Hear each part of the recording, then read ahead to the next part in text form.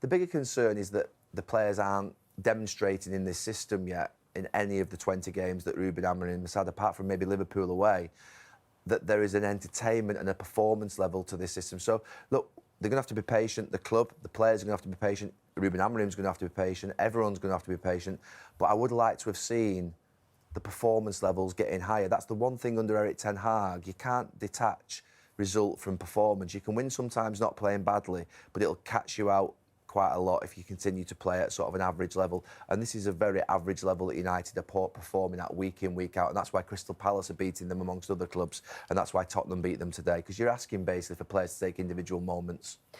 Let's look at the last 14 results. It's 14 points in that time in the Premier League. It's 12 defeats in their last 25. They haven't lost more games in their opening 25 games of a league season since 1973-74, when they were relegated.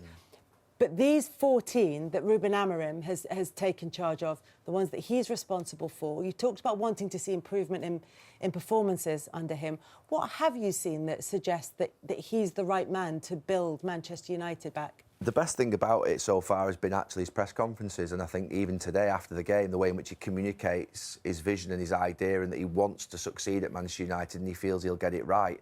I don't think there's anything on the pitch that I've seen so far, either in results or performances, that tell me that we're watching a really good team. We're not. It's a really poor team, this United team. But even if it's a poor team, there are ways in which to make even a poor team look better.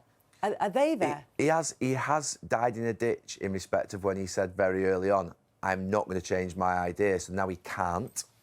And that's, I suppose, an issue in some ways, because I do think there were probably, with those 11 players he had out on the pitch there, a better way of probably getting them into a system which would have meant they'd have felt more comfortable. But he can't change that now because of what he said previously. He's really sort of stuck his flag in the ground, and sort of that's the way in which he's going to go down. But the performance levels are nowhere near good enough, and he'll know that. He had a very good team, by the way, at Sporting Lisbon. He had a fantastic team. So he knows what good looks like. He knows where he wants to take Manchester United to. The problem is, at this moment in time, it's just not happening at all.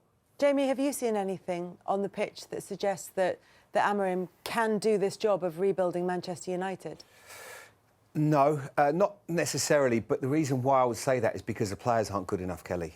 It's a really poor Manchester United team. If you go back through the history of the great ones and you compare this, they are miles off it.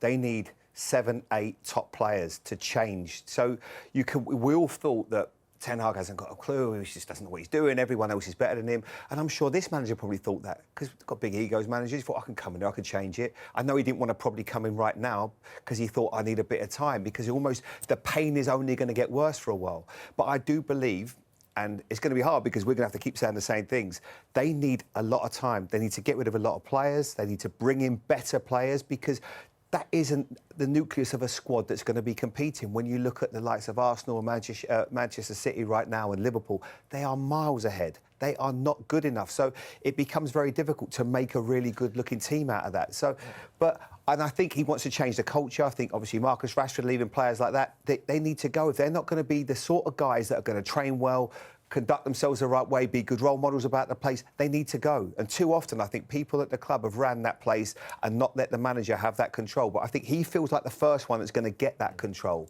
He's been strong there, but what Jamie says about the players not being good enough, if you just take Tottenham's best players, Porro, Udogie, Van der Ven, Romero, midfield of Basuma, Sarr, Maddison, Solanke, Kulusevski, Son, Johnson, Tell.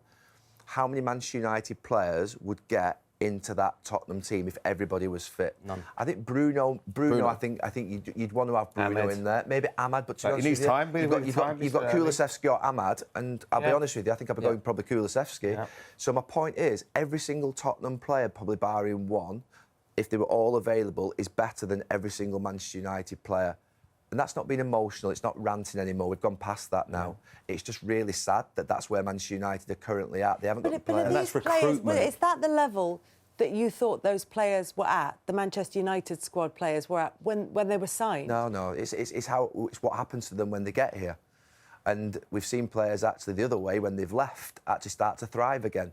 So there is something, I talked about, Tottenham before, and that sort of cultural, sort of that platform. You know, what's happening in the club at this moment in time?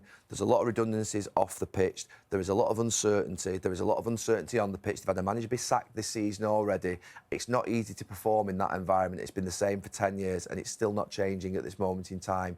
Hopefully in the next 2 or 3 years, Ruben Amorim is given the time to be able to build a successful team and squad. But every single Tottenham player that gets into their first 11 gets into Manchester United first, and probably apart from Bruno.